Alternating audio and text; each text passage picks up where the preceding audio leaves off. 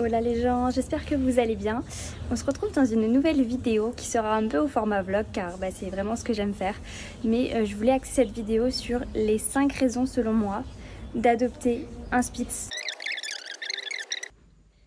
Hola les gens, on se retrouve pour une nouvelle vidéo. Et oui, ce n'est pas un vlog, il s'agit ici d'une vidéo chill, d'où le petit thé. Excusez-moi. En fait, on va parler de mon chien. Oui, j'ai déjà fait plusieurs vidéos à son sujet d'ailleurs sur ma chaîne.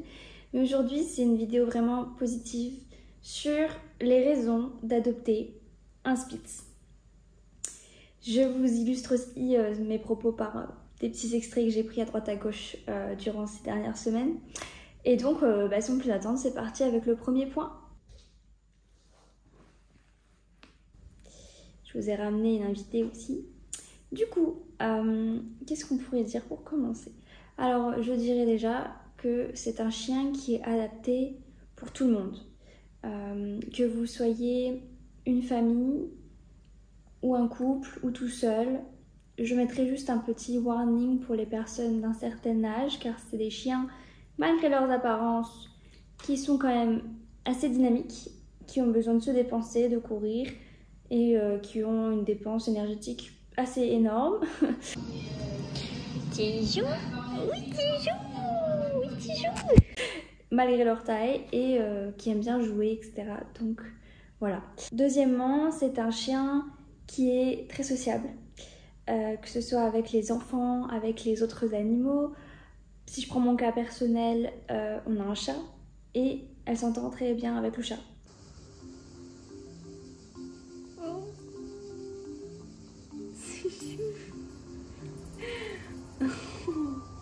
Ou le chat tolère le chien, je ne sais pas. Mais en tout cas, elle est pas du tout agressive envers mon chat. Et deuxièmement, elle est aussi très gentille avec les enfants. Donc si vous êtes des parents, c'est un chien qui s'adapte très bien pour les enfants. Troisième point, ce sont des chiens très intelligents. Oui, c'est des chiens qui apprennent vite et qui, je crois, aiment apprendre en fait.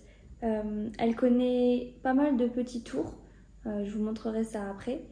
Et vraiment, c'est assez impressionnant la vitesse à laquelle elle les a appris. Ils ont envie d'apprendre tout simplement et ils retiennent très vite les tours.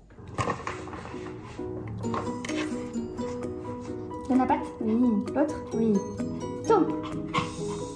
Couché. Croise. Oui. Debout. Oui, c'est très bien, Toulou. Assise. Tu attends. Vas-y.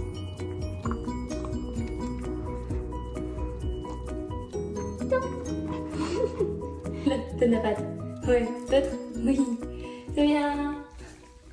Quatrièmement, ce sont des chiens, ça rejoint un peu le premier point, mais ce sont des chiens qui sont assez endurants finalement, malgré leur petite taille. C'est un chien qu'on peut emmener partout et c'est un chien qu'on peut emmener en randonnée. Oui, ça m'est arrivé de faire des randonnées de 3 heures et de la prendre alors que c'était en montagne dans le sud.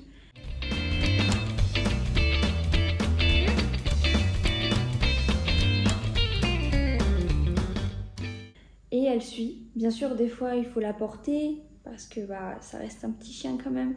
Mais elle va tenir le rythme, elle va pas être derrière à la traîne. Elle suit bien et elle aime bien, elle aime ça. Elle adore se promener dans la nature sans laisse. Elle suit bien, elle a un bon rappel. En tout cas, c'est aussi le dressage qui fait, je pense. Donc ça, c'est pas négligeable, c'est bien pour tout type de balade. Voilà. Elle aimerait aussi bien faire des petites balades en centre-ville que des randonnées. Et elle tient vraiment longtemps. Donc ensuite, je sais plus, c'est le 5e point, je crois. C'est un chien qu'on peut emmener partout. D'où l'expression un petit peu chien de poche. Bon, même si j'aime pas trop cette expression. Ça veut dire que moi qui me déplace souvent sans voiture, qui prend les transports. Je l'emmène avec moi à chaque fois dans le train. T'en as marre, hein? Moi aussi j'en ai marre. On est dans le métro là. Et elle est hyper calme, elle ne bouge pas. En voiture, elle est ultra gentille. Bébé chien, mon petit chien, oui, mon petit chien. Ton petit chien.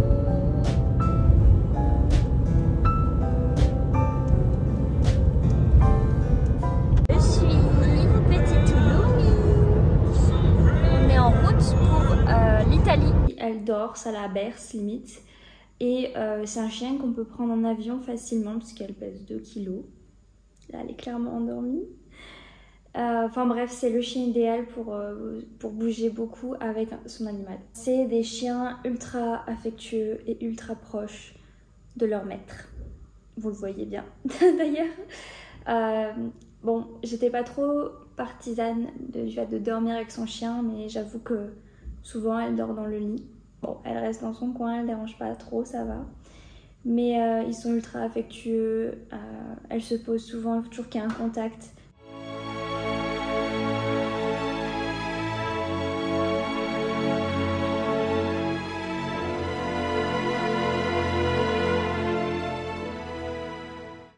Vous voyez ça? Regardez, toutes les deux dans le lit, posées, les yeux fermés. Le petit chien ne dit rien du tout. Elle est là, au calme. Regardez là, celle-là. Dis bonjour à ton laveur.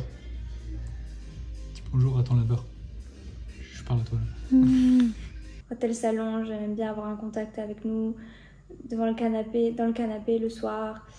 Vraiment, c'est un chien qui est très proche de son maître, qui est assez loyal et si vous partez et que vous revenez 2 semaines plus tard, il va vous reconnaître directement, il va vous faire la fête. Enfin, nous, elle nous fait la fête à chaque fois que je rentre. Voilà, là-dessus, c'est le chien idéal pour les câlins.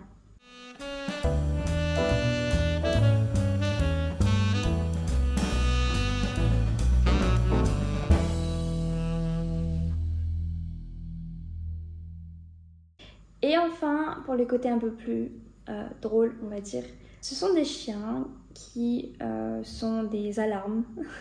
C'est-à-dire que vous n'aurez plus besoin d'installer d'alarme chez vous. Dès que, bon, c'est un peu contraignant parfois, mais en fait, c'est vraiment dû à leur race et à leurs ancêtres. C'est des chiens qui préviennent dès qu'il y a un bruit de sonnette, de téléphone, quelqu'un qui passe dans le couloir, ils vont avertir en fait. Donc c'est un peu chiant par moment, mais c'est leur singularité. Pourquoi tu aboies? Qu'est-ce qu'il y a? Qu'est-ce qu'il y a? Qu'est-ce qu'il y a? Non! Qu'est-ce qu'il y a? Non, non, non, non, non, non, non. Non. Et ce sont aussi des chiens qui sont assez espiègles et têtus dans la mesure où quand on joue avec, je sais pas si c'est pour tous les chiens, mais en tout cas pour la mienne, parfois elle va se barrer avec la balle, elle va pas du tout nous la ramener. Ils sont assez malins et un petit peu têtus aussi, et si on leur dit les choses, il faut assez souvent répéter. Mais je pense que c'est un peu propre à chaque chien aussi, et chaque chien aura son propre caractère, donc ce que je vais dire là pour Tulum n'est pas forcément valable pour tous les Spitz, mais je pense que les propriétaires de Spitz se reconnaîtront dans cette vidéo. Coucou, c'est la moi du montage. Ne faites pas attention à ma tête, c'est le matin. Il est 10h. Je me rends compte que j'ai oublié un point genre vraiment essentiel pour cette vidéo. C'est Tulum et l'eau. Je vous en dis pas plus, je vous laisse avec les images. Petit chien mouillé. Elle va retourner, hein?